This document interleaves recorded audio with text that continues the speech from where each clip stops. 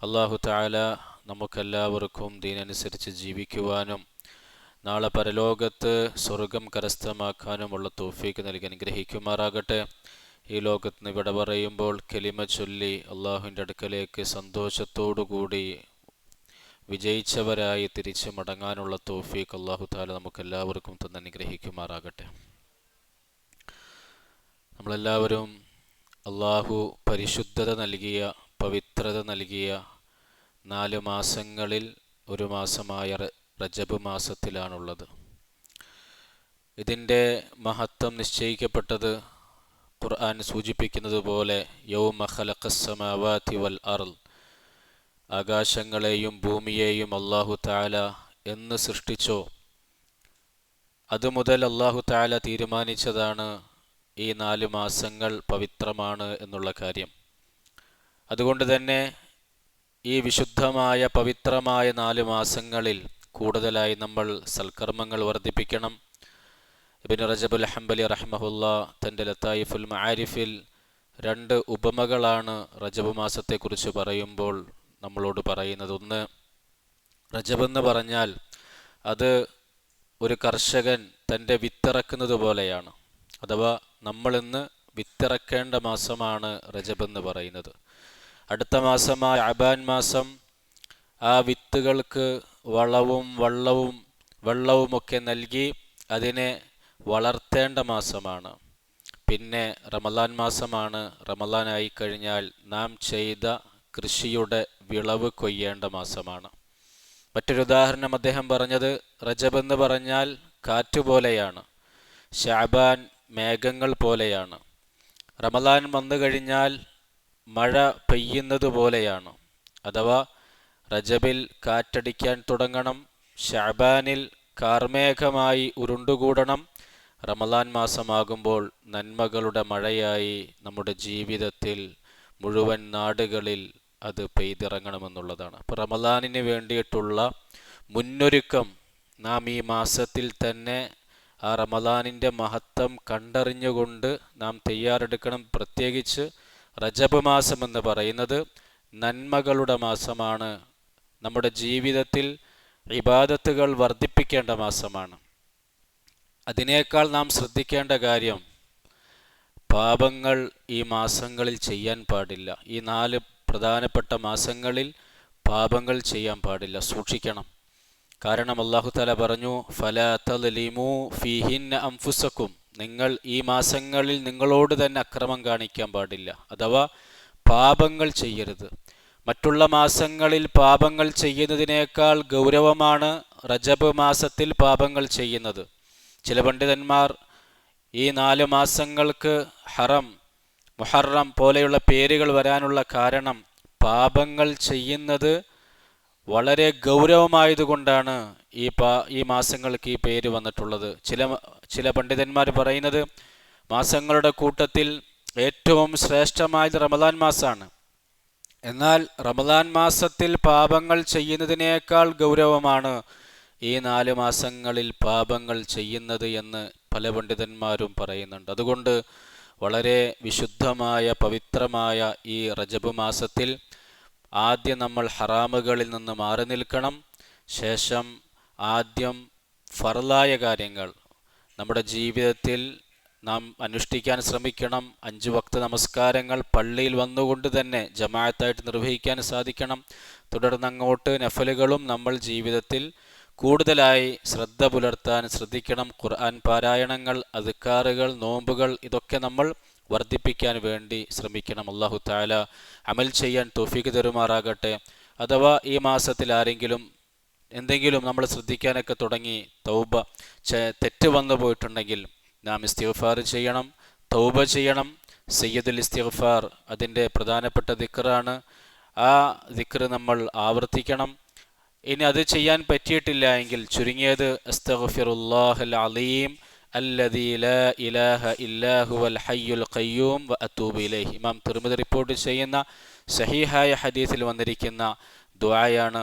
ഈ ദുആയുടെ പ്രത്യേകത, അല്ലാഹുവിൻ്റെ റസൂൽ സല്ലല്ലാഹു അലൈഹി വസല്ലം പറഞ്ഞു, സമുദ്രനുരയേക്കാൾ പാപങ്ങളുണ്ടെങ്കിൽ ആ പാപങ്ങളെല്ലാം പൊറുക്കപ്പെടുമെന്നുള്ളതാണ്. വൃക്ഷങ്ങളുടെ ഇലകളേക്കാൾ കൂടുതൽ പാപങ്ങളുണ്ടെങ്കിൽ ആ പാപങ്ങൾ പൊറുക്കപ്പെടുമെന്നുള്ളതാണ്. വലിയ ഈ ദുനിയാവിലെ എണ്ണിയാൽ ഒടുങ്ങാത്ത മണ്ണ് അതിനേക്കാളും പാപങ്ങൾ ചെയ്തിട്ടുണ്ടെങ്കിൽ ആ പാപങ്ങൾ പൊറുക്കപ്പെടുമെന്നാണ്. ഈ ദുനിയാവ് എത്ര ദിവസങ്ങളുണ്ടോ ഖിയാമത്ത് നാൾ വരെ അത്രയും പാപങ്ങൾ ചെയ്തിട്ടുണ്ടെങ്കിൽ ആ പാപങ്ങളെല്ലാം പൊറുക്കപ്പെടുമെന്നുള്ളതാണ്. മറ്റൊരു റിവായത്തിൽ ഇമാം തിർമിദിയുടെ തന്നെ സഹിഹായ റിവായത്തിൽ വരുന്നത്, പിന്നെ യുദ്ധത്തിൽ നിന്നും പിന്തിരിഞ്ഞു പോകൽ വലിയ പാപമാണ്. ആ തെറ്റ് ചെയ്തിട്ടുണ്ടെങ്കിൽ ഈ ദുആ ചെയ്താൽ പാപം പൊറുക്കപ്പെടുമെന്ന് റസൂലുള്ളാഹി സ്വല്ലല്ലാഹു അലൈഹി വസല്ലം പറയാണ്. ആ ദിക്ർ ഒന്നും കൂടി ആവർത്തിക്കുകയാണ്. നമ്മളെല്ലാവരും അത് പഠിക്കണം, ആവർത്തിച്ച് ചെല്ലണം. അസ്തഗ്ഫിറുല്ലാഹൽ അലീം അല്ലദീ ലാ ഇലാഹ ഇല്ലാ ഹുവൽ ഹയ്യുൽ ഖയ്യൂം വഅതൂബു ഇലൈഹി. അല്ലാഹു തആല അമൽ ചെയ്യാൻ തൗഫീഖ് നൽകി അനുഗ്രഹിക്കുമാറാകട്ടെ. പ്രിയമുള്ള മുഅ്മിനീങ്ങളെ, റമദാൻ മാസം വരികയാണ്. നമ്മൾ നേരത്തെ സൂചിപ്പിച്ചതുപോലെ തന്നെ മുന്നൊരുക്കങ്ങൾ തുടങ്ങണം. അതിലാദ്യം നമ്മൾ ശ്രദ്ധിക്കേണ്ടത് പാപങ്ങളിൽ നിന്ന് മാറി നിൽക്കാനുള്ള ശ്രദ്ധയാണ്. നമ്മൾ കഴിഞ്ഞ ഏകദേശം 6 ഖുതുബകൾ, ആഴ്ചകൾ വളരെ ഗൗരവമായിട്ട് ഈ വിഷയം തന്നെയാണ് ചർച്ച ചെയ്യുന്നത്. കാരണം നമ്മുടെ ദുനിയാവിൽ നമുക്ക് വിജയിക്കണമെങ്കിൽ, ഒരിക്കലും അവസാനിക്കാത്ത പാരത്രിക ലോകത്തും ജയിക്കണമെങ്കിൽ ഹറാമുകളിൽ നിന്ന് നമ്മൾ ശുദ്ധമായിരിക്കണം. ഹറാമുകളിൽ നിന്ന് പരിപൂർണമായി മാറി നിൽക്കാൻ വേണ്ടി നമ്മൾ പരിശ്രമിക്കണം. അതിന് സഹായകമാകുന്ന എളുപ്പവഴികൾ നമ്മുടെ മുൻഗാമികളായ സലഫു സാലിഹീങ്ങളായ ഉലമാക്കൾ അവരുടെ ജീവിതാനുഭവങ്ങളിലൂടെ കിതാബുകളും ഖുർആനും സുന്നത്തും മുന്നിൽ വെച്ചുകൊണ്ട് നമുക്ക് പഠിപ്പിച്ചു തന്ന പല മാർഗങ്ങളും ഉണ്ട്. അതിൽ പ്രധാനപ്പെട്ട ചില മാർഗങ്ങളാണ് നമ്മൾ ഉണർത്തുന്നത്. അല്ലാഹു തആല അമൽ ചെയ്യാനുള്ള തൗഫീഖ് തരുമാറാകട്ടെ. അതിൽ പാപങ്ങളിൽ നിന്ന് മാറി നിൽക്കാനുള്ള 7ാമത്തെ കാരണം, നമ്മളെ സഹായിക്കുന്ന ഒരു കാരണം, നമ്മളുടെ മനസ്സിൽ ഇങ്ങനൊരു ബോധ്യം ഉണ്ടാവണമെന്നാണ്. അഥവാ ഖുവ്വത്തുൽ ഇൽം ബിസൂഇ ആഖിബത്തിൽ മഅസിയ വഖുബ്ഹി അസരിഹ വല്ലറരിൻ നാശിഇ മിൻഹ. ഒരു പാപം ചെയ്തു കഴിഞ്ഞാൽ ആ പാപം നമ്മുടെ ജീവിതത്തിൽ വലിയ അപകടങ്ങൾ ഉണ്ടാക്കും, വലിയ പ്രതിഫലനങ്ങൾ ഉണ്ടാക്കും. നമ്മുടെ ജീവിതത്തിൽ മുസീബത്തുകളെ അത് കൊണ്ടുവരും. അത് നമ്മൾ തിരിച്ചറിയണം. ദുനിയാവിലും കൊണ്ടുവരും, ആഖിറത്തിലും കൊണ്ടുവരും എന്നുള്ളതാണ്. അബൂ ദർദാ റളിയല്ലാഹു തആല അൻഹു മസ്ലമത്ത് ബിൻ മഖ്ലദ് റളിയല്ലാഹു തആല അൻഹുവിനെ മിസ്റിലെ അമീറിനെ കത്തെഴുതുകയുണ്ടായി. ആ കത്തെഴുതിയത് ഇങ്ങനെയാണ്: അമ്മാ ബഅദ് ഫഇന്നൽ അബ്ദ ഇദാ അമില ബിതാഅത്തില്ലാഹ്. ഒരു അടിമ അള്ളാഹുവിനെ അനുസരിച്ച് അവൻ്റെ ജീവിതത്തെ ചിട്ടപ്പെടുത്തുകയാണെങ്കിൽ അള്ളാഹു അവനെ സ്നേഹിക്കും. അള്ളാഹു അവനെ സ്നേഹിച്ചു കഴിഞ്ഞാൽ അള്ളാഹു തആല ആ സ്നേഹം അവൻ്റെ കൂടെയുള്ള സൃഷ്ടികളിലും അള്ളാഹു തആല ഇട്ടുകൊടുക്കും. വഇദാ അബ്ഗളഹു. എന്നാൽ ഒരു മനുഷ്യൻ തിന്മകൾ ചെയ്തു കഴിഞ്ഞാലോ അള്ളാഹുവിൻ്റെ കോപമുണ്ടാകും. അള്ളാഹു കോപിച്ചു കഴിഞ്ഞാലോ ബഗളഹു ഇലാ ഖൽഖിഹി. നമ്മുടെ കൂടെയുള്ളവരുടെ വെറുപ്പ് നമ്മൾ തന്നെ സമ്പാദിക്കുന്നതിന് കാരണമാക്കുമെന്ന് അബൂ ദർദാ റളിയല്ലാഹു തആല അൻഹു കത്തെഴുതുകയാണ്. ജനങ്ങൾ ദേഷ്യപ്പെട്ടാൽ നമുക്ക് വലിയ വിഷമാണ്. ആളുകൾ നമ്മളോട് വെറുപ്പ് കാണിച്ചാൽ, നമ്മൾ ആ തരത്തിൽ നമ്മളെ നോക്കിക്കണ്ടാൽ നമുക്ക് വലിയ വിഷമം വരും. എന്നാൽ അള്ളാഹുവിൻ്റെ കോപമുണ്ടാകും. തിന്മകൾ ജീവിതത്തിൽ അള്ളാഹുവിൻ്റെ കോപമുണ്ടാക്കുമെന്ന് നമ്മൾ കേട്ടാലും നമ്മൾ പറയുമ്പോഴും ആ ഒരു പ്രയാസം, അല്ല ജനങ്ങൾക്ക് ദേഷ്യമുണ്ടാകുന്ന ഒരു പ്രയാസം അള്ളാഹ്ക്ക് കോപം ഉണ്ടാകുമ്പോൾ ഉണ്ടാവുന്നില്ല. അള്ളാഹുവിന് കോപമുണ്ടാകുമെന്ന് പറയുമ്പോഴും കേൾക്കുമ്പോഴും നമുക്കുണ്ടാകുന്നില്ല. അള്ളാഹു തആല അതിൻ്റെ ഗൗരവം നമുക്ക് മനസ്സിലാക്കി തരട്ടെ. അള്ളാഹു ദേഷ്യപ്പെട്ട് കഴിഞ്ഞാൽ പിന്നെ ആ മനുഷ്യൻ എന്തിനാ കൊള്ള? ഒരു മനുഷ്യൻ അള്ളാഹുവിൻ്റെ കോപത്തിനിരയായിട്ട് മരണപ്പെട്ടു വന്നാൽ ഖബറിൽ എങ്ങനെയാണ് പടച്ചവനോട് റഹ്മത്ത് കാണിക്കുക? നാളെ മഹ്ശറയിൽ അള്ളാഹു അനുമതി നൽകുന്നവരല്ലാതെ സംസാരിക്കാത്തൊരു ദിവസം വരുമ്പോൾ നമ്മളോട് അള്ളാഹു കോപിച്ച അവസ്ഥയിലാണെങ്കിൽ അള്ളാഹു എങ്ങനെയായിരിക്കും നമ്മളോട് പെരുമാറുക? നമ്മളോട് ഒരാളോട് ദേഷ്യം ഉണ്ടെങ്കിൽ അത് നമ്മുടെ മുഖത്തെങ്കിലും അതിൻ്റെ അടയാളങ്ങൾ ഉണ്ടാകില്ലേ? ചിലപ്പോൾ അത് സംസാരത്തിൽ അതിൻ്റെ കോപത്തിൻ്റെ അടയാളങ്ങൾ ഉണ്ടാകും, പെരുമാറ്റത്തിലുണ്ടാകും, ബന്ധപ്പെടുന്നതിലുണ്ടാകും, സ്നേഹം പ്രകടിപ്പിക്കുന്നതിലുണ്ടാകും. ഇനി സ്നേഹം പ്രകടിപ്പിച്ചാൽ തന്നെ ഉള്ളിൽ അതിൻ്റെ അമർഷം ഉണ്ടാവും. അള്ളാഹു സുബ്ഹാനഹു വ തആല നമ്മളോട് കോപിച്ചാൽ ഉണ്ടാകുന്ന അവസ്ഥ എന്താണ്? അള്ളാഹു കാത്തുരക്ഷിക്കുമാറാകട്ടെ. അള്ളാഹുവിൻ്റെ കോപത്തിൽ നിന്നും അള്ളാഹു നമ്മളെ കാത്തുരക്ഷിക്കുമാറാകട്ടെ. പാപം ചെയ്താൽ അള്ളാഹുവിൻ്റെ കോപമുണ്ടാകുമെന്നുള്ള തിരിച്ചറിവ് നമുക്കുണ്ടാകണം. പാപം ഒരിക്കലും അള്ളാഹുവിനെ ഇഷ്ടപ്പെടുത്തൂലല്ലോ. ഏത് പാപമാണ് അള്ളാഹുവിനെ തൃപ്തിപ്പെടുത്തുക? ഏത് പാപമാണ് അള്ളാഹുവിന് ഇഷ്ടമുള്ളത്? ഒരു പാപവും അള്ളാഹുവിന് ഇഷ്ടമില്ല. അള്ളാഹുവിന് ഇഷ്ടമില്ല എന്നറിഞ്ഞിട്ടും നമ്മളുടെ ജീവിതത്തിൽ പാപങ്ങൾ വർദ്ധിക്കുന്നുണ്ടെങ്കിൽ പ്രിയമുള്ളവരെ, നമ്മൾ കൂടുതൽ പേടിക്കേണ്ടതുണ്ട്. ഇതിൻ്റെ ശിക്ഷ ഒന്നില്ലെങ്കിൽ ആഖിറത്തിലുണ്ടാകും, അല്ലെങ്കിൽ ദുനിയാവിലുണ്ടാകും. ഇബ്നുൽ ജൗസി റഹിമഹുല്ല തൻ്റെ സയ്യിദുൽ ഖാത്തിർ എന്നുള്ള കിതാബിൽ ഒരു ചാപ്റ്റർ കൊണ്ടുവരുന്നുണ്ട്. അൽ ജസാഉ ബിൽ മിർസാദ് എന്നാണ് അതിൻ്റെ പേര്. അഥവാ അള്ളാഹു നമ്മുടെ ജീവിതത്തിൽ എന്തെങ്കിലും പാപങ്ങൾ ചെയ്തിട്ട് നമുക്കത് കാണാൻ പറ്റുന്നില്ലെങ്കിൽ അതിൻ്റെ അർത്ഥം അള്ളാഹു അത് നീട്ടിവെച്ചിട്ടുണ്ടെന്നാണ്. അതിൻ്റെ അർത്ഥം ആ പാപങ്ങൾ അള്ളാഹു മറന്നു എന്നല്ല. അള്ളാഹുവിനോട് ചെയ്ത തിന്മകൾക്കുള്ള പ്രതിഫലം അള്ളാഹു തആല ഒരുക്കി വച്ചിരിക്കുകയാണ്. അതിൻ്റെ ശിക്ഷ അള്ളാഹു തീരുമാനിച്ച സമയത്ത് അത് ലഭിക്കുക തന്നെ ചെയ്യും. അള്ളാഹു കാത്തുരക്ഷിക്കുമാറാകട്ടെ. ഇഅ്ലം അന്നൽ ജസാഅ ബിൽ മിർസാദ്, മഹാനവറുകൾ പറയാ, പ്രതിഫലം കിട്ടുക തന്നെ ചെയ്യും. അത് അള്ളാഹു തആല ഒരുക്കി വച്ചിരിക്കുകയാണ്. ഇൻകാനത്ത് ഹസനത്തൻ, നന്മയാണെങ്കിലും ദുനിയാവിൽ അതിൻ്റെ പ്രതിഫലം കിട്ടും, ആഖിറത്തിലും കിട്ടും. ഔ കാനത്ത് സയ്യിഅതൻ, തിന്മയാണെങ്കിലും അങ്ങനെ തന്നെയാണ്. വമിനൽ ഇഗ്തിറാരി അൻ യളുന്നൽ മുദ്നിബു, അദ്ദേഹം പറയാണ്, ഇന്ന് പല ആളുകളും തെറ്റിദ്ധരിച്ചിരിക്കുകയാണ്.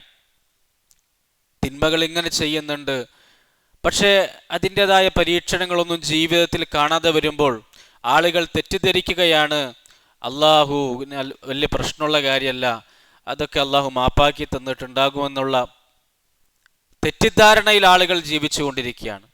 മഹാനവറുകൾ പറയാണ്, വറുബ്ബമാ ജാഅത്തിൽ ഉഖൂബതു ബഅദ മുദ്ദ, ചിലപ്പോൾ നീ ഇന്ന് ചെയ്ത തിന്മക്കുള്ള പ്രതിഫലം ഒരുപാട് കാലഘട്ടത്തിന് ശേഷമായിരിക്കും അല്ലാഹു തആല തരാ. വഖല്ല മൻ ഫഅല ദംബൻ ഇല്ലാ വഖൂബില അലൈഹി, മഹാനവറുകൾ പറയാണ്, വളരെ കുറഞ്ഞ ആളുകളുള്ളൂ ഈ ലോകത്ത് തിന്മ ചെയ്തിട്ട് അതിൻ്റെ പ്രതിഫലം ശിക്ഷ ലഭിക്കാതെ കടന്നുപോയിട്ടുള്ളവർ. വളരെ കുറഞ്ഞ ആളുകളുള്ളൂ. അധിക ആളുകൾക്കും ശിക്ഷ ഈ ലോകത്ത് വെച്ചിട്ടുണ്ട്, അള്ളാഹു തആല കൊടുത്തിട്ടുണ്ട് എന്ന് മഹാനവറുകൾ പറയാം. എന്നിട്ട് ഒരു ആയത്തോതാണ്, മയ്യഅമൽ സൂഅൻ യുജ്സ ബിഹി, സൂറത്തു നിസായിലായത്. ആരെങ്കിലും എന്തെങ്കിലും തിന്മ ജീവിതത്തിൽ ചെയ്തിട്ടുണ്ടെങ്കിൽ അതിന് പ്രതിഫലം നൽകപ്പെടുക തന്നെ ചെയ്യും. അള്ളാഹു തആല അള്ളാഹുവിൻ്റെ കോപത്തിൽ നിന്നും ശിക്ഷയിൽ നിന്നും അള്ളാഹു നമ്മളെ കാത്തുരക്ഷിക്കുമാറാകട്ടെ. എന്നിട്ട് അദ്ദേഹം ഒരുപാട് ഉദാഹരണങ്ങൾ കൊണ്ടുവരുന്നു. ആദ്യം കൊണ്ടുവരുന്നത് പ്രവാചകന്മാരുടെ ഉദാഹരണമാണ്. വഹാദ ആദം അലൈഹി സലാം അക്കല ലുഖ്മതൻ, അള്ളാഹു നിഷിദ്ധമാക്കിയ ഒരു പിടി ഭക്ഷണം അദ്ദേഹം തൻ്റെ ഉള്ളിലേക്ക് ഇറക്കിയപ്പോൾ അള്ളാഹു തആല ശിക്ഷിച്ചു. ആ സ്വർഗലോകത്ത് നിന്ന് ഭൂമിയിലേക്ക് ഇറക്കിയെന്നാണ്. അങ്ങനെ തന്നെയാണ് ഖുർആൻ നമ്മളോട് പറഞ്ഞു തരുന്നത്. അതിനുശേഷം ദാവൂദ് നബി അലൈഹി ഇസ്ലാമിൻ്റെ ജീവിതത്തിൽ സംഭവിച്ച സുലൈമാൻ നബി അലൈഹി ഇസ്ലാമിൻ്റെയും യഹൂബ് അലൈഹി ഇസ്ലാമിൻ്റെയും അയ്യൂബ് നബി അലൈഹി ഇസ്ലാം, ഇവരൊക്കെ പ്രവാചകന്മാരാണ്. യൂനുസ് നബി അലൈഹി ഇസ്ലാമിൻ്റെ ജീവിതത്തിൽ വഅമ്മ യൂനുസ് അലൈഹി ഇസ്ലാം ഫഖറജ അൻ ഖൗമിഹി ബിഗൈരി ഇദ്ൻ, അനുവാദമില്ലാതെ പ്രബോധനം ഏൽപ്പിക്കപ്പെട്ട നാട്ടിൽ നിന്നും നിരാശ പൂണ്ട് മടങ്ങിയപ്പോൾ അത് അള്ളാഹുവിൻ്റെ അടുക്കൽ ഒരു തെറ്റാണ്. ഫൽതഖമഹുൽ ഹൂത്, അള്ളാഹു തആല ശിക്ഷ സ്പോട്ടിൽ കൊടുത്തു. വലിയൊരു മീൻ അദ്ദേഹത്തെ വിഴുങ്ങി 40 ദിവസം അല്ലെങ്കിൽ 40 കണക്ക് പറയുന്നുണ്ട് ആ മത്സ്യത്തിൻ്റെ വയറ്റിൽ തന്നെ കിടന്നു എന്നാണ്. അത് ശിക്ഷയാണ്. പ്രവാചകന്മാരെ പോലും അവർ ചെയ്ത ചെറിയ ചെറിയ തെറ്റുകൾക്ക് അള്ളാഹു തആല ഈ ലോകത്ത് ആ കറകൾ, പാപക്കറകൾ മായ്ച്ചു കളഞ്ഞിട്ടുണ്ടെങ്കിൽ നമ്മുടെയൊക്കെ അവസ്ഥ എന്താ പ്രിയമുള്ളവരെ? അള്ളാഹു നമ്മളെ കാത്തുരക്ഷിക്കുമാറാകട്ടെ. അദ്ദേഹം അതിൽ ഒരു സംഭവം പറയുന്നുണ്ട്. വകാന ബഅലുൽ ആഖീന ലറബ അബാഹു, ഒരു മാതാപിതാക്കളെ ശിക്ഷിച്ച ഒരു മകനെ കുറിച്ച്. മകൻ വല്ലാതെ ദേഷ്യപ്പെട്ടു, വാപ്പയോട് ദേഷ്യപ്പെട്ടു. ലറബ അബാഹു, വാപ്പയുടെ ശരീരത്തിൽ അടിച്ചു. ഒരു മകൻ അടിക്കുകയാണ്, വാപ്പയെ അടിക്കുകയാണ്. വസഹബഹു ഇലാ മക്കാൻ, എന്നിട്ട് വാപ്പയുടെ ശരീരം പിടിച്ചുകൊണ്ട് വലിച്ചഴച്ചു കൊണ്ടുപോയി. ഫഖാല ലഹു ലബ്, ഒരു സ്ഥലം എത്തിയപ്പോൾ വാപ്പ മകനോട് പറഞ്ഞു, ഹസ്ബുക്, മോനെ ഇവിടെ നിർത്താൻ പറഞ്ഞു. ഇലാ ഹാഹുനാ സഹബ്തു അബി, ഇതിലൂടെയാണ് ഞാനും എൻ്റെ വാപ്പയെയും എന്ത് ചെയ്തത്, ഇതുപോലെ ഉപദ്രവിച്ചു വലിച്ചു കൊണ്ടുവന്നത്. ഈ ഒരു സംഭവം മഹാനവറുകൾ പറയുന്നുണ്ട്. അപ്പോൾ അന്ന് ചെയ്ത തിന്മക്ക് അള്ളാഹു തആല ശിക്ഷ കൊടുക്കുന്നത് വർഷങ്ങൾക്ക് ശേഷം ആ അദ്ദേഹത്തിൻ്റെ മകനെ കൊണ്ടാണ്. അതുകൊണ്ട് നമ്മൾ ചെയ്ത തിന്മകളൊന്നും അള്ളാഹുവിൻ്റെ ഏടിൽ അത് മറക്കപ്പെടുകയില്ല. അള്ളാഹു ഒരിക്കലും മറന്നു പോവുകയില്ല. മഹാനവറുകൾ അതിനുശേഷം ഒരു സംഭവം പറയുന്നുണ്ട്. വമിൻ അഅ്ജബി മാ സമിഅതു, ഞാൻ കേട്ടതിൽ ഏറ്റവും അത്ഭുതകരമായ സംഭവം. ഇബ്നുൽ ജൗസി റഹ്മഹുല്ല പറയാണ്, അബ്ബാസി ഖലീഫ മുഖ്തഫി അദ്ദേഹത്തിൻ്റെ വസീറായ മന്ത്രിയായ ഇബ്നു ജുഹൈർ എന്ന് പറയുന്ന മനുഷ്യനോട് എന്തോ ഒരു പ്രശ്നത്തിൻ്റെ പേരിൽ വല്ലാതെ ദേഷ്യപ്പെട്ടു. അദ്ദേഹത്തോട് ദർബാറിലേക്ക്, ഖജനാവിലേക്ക് 10,000 ദീനാർ ശിക്ഷയുടെ പിഴയായിട്ട് അടക്കാൻ വേണ്ടി പറഞ്ഞു.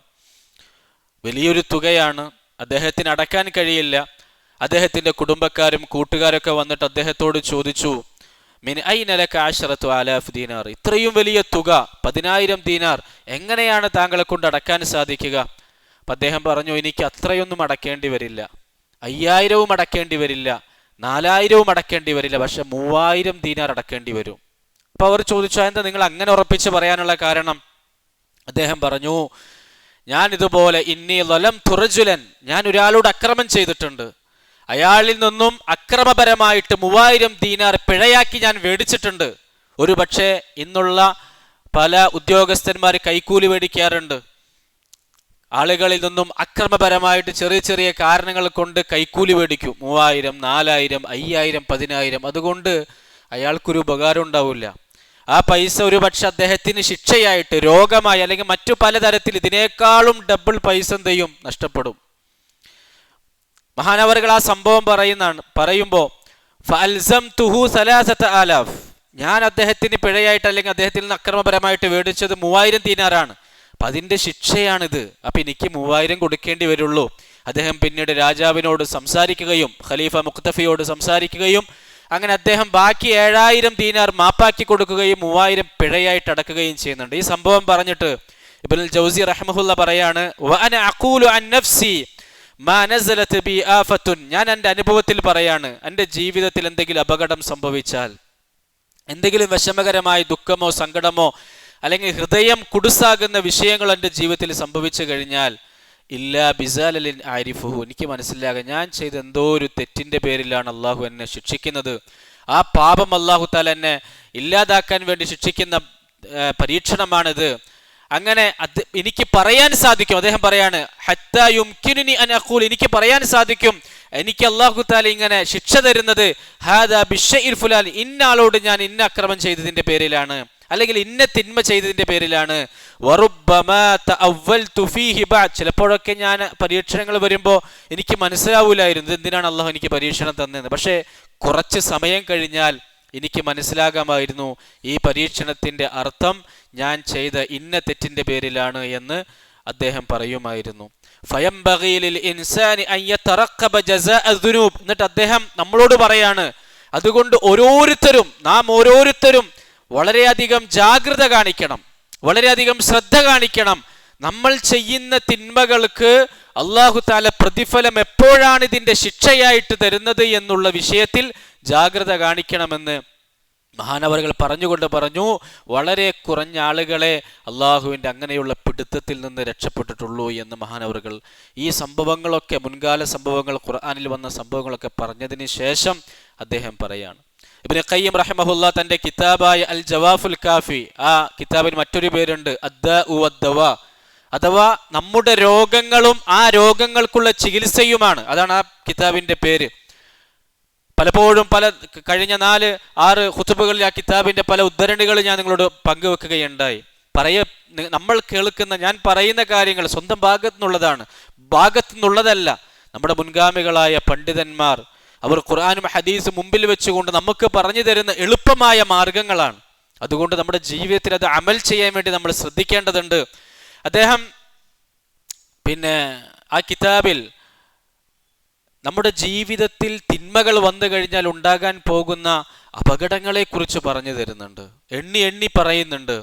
അതിൽ ഒന്നാമത് പറയുന്നത് ഖുർആനിൻ്റെ ഇൽമിൻ്റെ പ്രകാശം എടുക്കപ്പെടുന്നതാണ്. നമുക്ക് ഖുർആനായിട്ട് ബന്ധം ഉണ്ടാവില്ല, ഖുർആൻ ഓതിയാൽ നമുക്ക് മനസ്സിലാകില്ല, ഖുർആനുമായിട്ട് നമുക്കൊരു ബന്ധം ഉണ്ടാവില്ല. ഖുർആന്റെ ഇൽമ്, ആ ഇൽമിൻ്റെ പ്രകാശം ഹൃദയത്തിൽ നിന്ന് എടുക്കപ്പെടും പാപങ്ങൾ കാരണം. പാപങ്ങൾ കൂടുതൽ ചെയ്യുന്നവന് ഖുർആൻ അറിയില്ല, മനസ്സിലാവൂല, ഫിഖ്ഹ് ഉണ്ടാവില്ല. അള്ളാഹു തആല നമുക്ക് മനസ്സിലാക്കി തരുമാറാകട്ടെ. 2 മഹാനവറുകൾ പറഞ്ഞു, നമ്മൾ റമദാൻ മാസമാണ് പറയുന്നത്, ഖുർആന്റെ മാസമാണ്. ഖുർആൻ അധികമായി ഓതുകയും അർത്ഥം പഠിക്കുകയും വിശദീകരണങ്ങൾ മനസ്സിലാക്കുകയും ചെയ്യേണ്ട ദിനങ്ങളാണ്.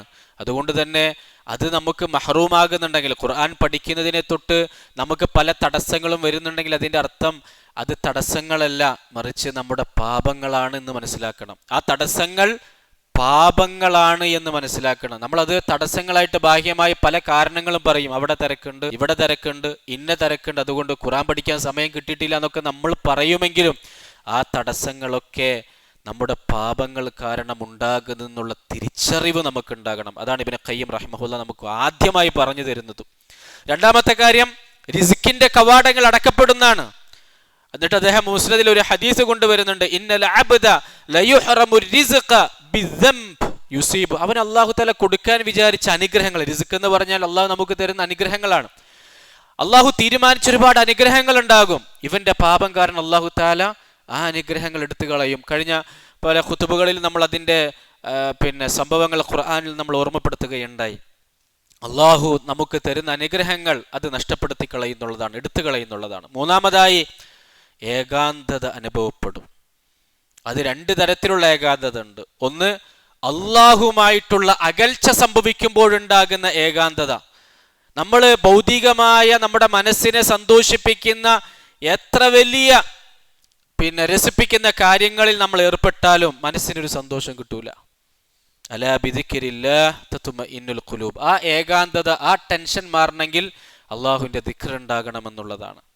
രണ്ടാമത്തെ ഏകാന്തത അഥവാ തിന്മകൾ വർദ്ധിച്ചു കഴിഞ്ഞാൽ ഹൃദയം കുടുസമാകും, ഏകാന്തത അനുഭവപ്പെടും, ടെൻഷൻ വർദ്ധിക്കും. പല ആളുകളും പറയാറില്ല, ഡിപ്രഷന്റെ ഏറ്റവും പ്രധാനപ്പെട്ട കാരണം ദിക്റുള്ള നഷ്ടപ്പെടുന്നതാണ്. അള്ളാഹുവിൻ്റെ ദിക്ർ മനസ്സിൽ നിന്നും നഷ്ടപ്പെട്ടു കഴിഞ്ഞാൽ ഉറപ്പായിട്ടും ഡിപ്രഷനിലേക്ക് മനുഷ്യൻ എത്തപ്പെടുന്നുള്ളതാണ്. ഡിപ്രഷന്റെ മരുന്ന് ദിക്റുള്ള അല്ലാതെ മറ്റൊന്നുമില്ല. ദീനിലേക്ക് വരലല്ലാതെ, അള്ളാഹുവിലേക്ക് അടുക്കലല്ലാതെ മറ്റൊരു മാർഗവുമില്ല. അള്ളാഹുവിൻ്റെ തൃപ്തിയും ദിക്റും മഅയ്യത്തും കൂടെ ഉണ്ടെങ്കിൽ തീർച്ചയായും എത്ര വലിയ മുസീബത്തുകൾ ഉണ്ടെങ്കിലും വലിയ സമാധാനത്തിലായിരിക്കും, സന്തോഷത്തിലായിരിക്കും. അടുത്ത വഹ്ശത്ത് അഥവാ സാലിഹീങ്ങളോടുള്ള സഹവാസം നഷ്ടപ്പെടും. അള്ളാഹുവിൻ്റെ അടുക്കൽ സ്ഥാനമുള്ള വലിയ മഹത്തുക്കൾ നമ്മുടെ കൂട്ടത്തിലുണ്ടാകും.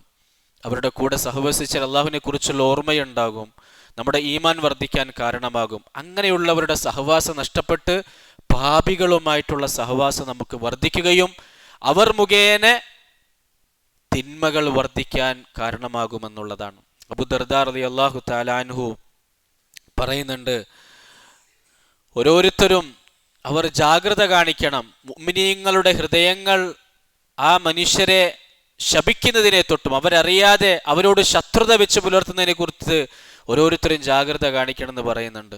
അദ്ദേഹം പറയുന്നുണ്ട്, അത് എങ്ങനെയാണ് സാധിക്കുക എന്ന് ചോദിക്കുമ്പോൾ അദ്ദേഹം പറയും, ഇന്നൽ അബ്ദ യഖ്ലു, അഥവാ ഒരു അടിമ അവൻ പാപങ്ങളുമായി കൂടുതൽ മുഴുകുമ്പോൾ അല്ലാഹു സുബ്ഹാനഹു വ തആല മുഅ്മിനീങ്ങളുടെ ഹൃദയങ്ങളിൽ അവരോടുള്ള വെറുപ്പിട്ട് കൊടുക്കുമെന്നാണ്. മിൻ ഹൈസു ലാ യശ്ഉർ, അവൻ പോലും അറിയാതെ മുഅ്മിനീങ്ങൾ ശത്രുക്കളായിട്ട് മാറുന്നതാണ്.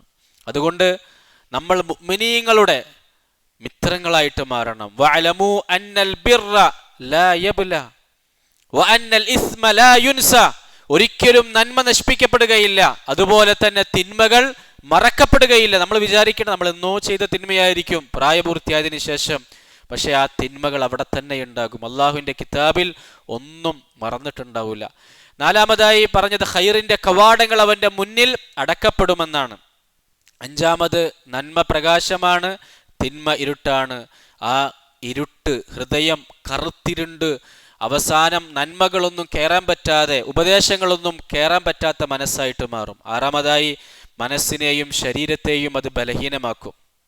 മനസ്സ് ബലഹീനമായി കഴിഞ്ഞാൽ ശരീരം ബലഹീനമാകും. മുൻഗാമികളായ ആളുകൾ വലിയ ശക്തികളായ റോമിനോടും പേർഷ്യയോടും അവർ ഏറ്റുമുട്ടിയത് ആയുധബലം കൊണ്ടോ സായുധ ബലം കൊണ്ടോ ആൾബലം കൊണ്ടോ ഒന്നുമല്ല, അവരുടെ ഈമാൻ കൊണ്ടാണ്, അവരുടെ മനസ്സിന്റെ ബലം കൊണ്ടായിരുന്നു. ഇന്ന് ഇത്രയും വലിയ ശക്തി ഉണ്ടായിട്ട് പരാജയപ്പെടാനും ദുർബലമാകാനുള്ള കാരണം ആയുധങ്ങളില്ലാത്തതിൻ്റെ പേരിലല്ല, മറിച്ച് ഈമാൻ ഇല്ലാത്തതിൻ്റെ പേരിലാണ്. ഏഴാമത് പറഞ്ഞു, അത് വളരെ ശ്രദ്ധിക്കേണ്ട കാര്യമാണ്, അള്ളാഹുവിനെ അനുസരിക്കുന്നതിനുള്ള ഭാഗ്യം നഷ്ടപ്പെടും. ആദ്യമൊക്കെ സുന്നത്തസ്കാരങ്ങൾ ഉണ്ടാവും, ആ സുന്നത്തസ്കാരം നഷ്ടപ്പെടും. പിന്നെ ജമാഅത്ത് നഷ്ടപ്പെടാൻ തുടങ്ങും. പിന്നെ ഫജ്ർ നഷ്ടപ്പെടാൻ തുടങ്ങും. പിന്നെ നമസ്കാരം തന്നെ ഇല്ലാതെ ജുമായിൽ മാത്രം ഒതുങ്ങും.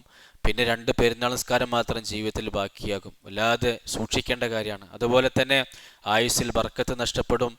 പാപങ്ങൾ പിന്നെയും പിന്നെയും നമ്മുടെ ജീവിതത്തിൽ വർദ്ധിക്കാൻ തുടങ്ങും. അല്ലാഹു തആല നമ്മളെ കാത്തുരക്ഷിക്കുമാറാകട്ടെ. അല്ലാഹു തആല നമ്മളെ സാലിഹ്യങ്ങൾ ഉൾപ്പെടുത്തുമാറാകട്ടെ. പാപങ്ങൾ കാരണമാകുന്ന മുഴുവൻ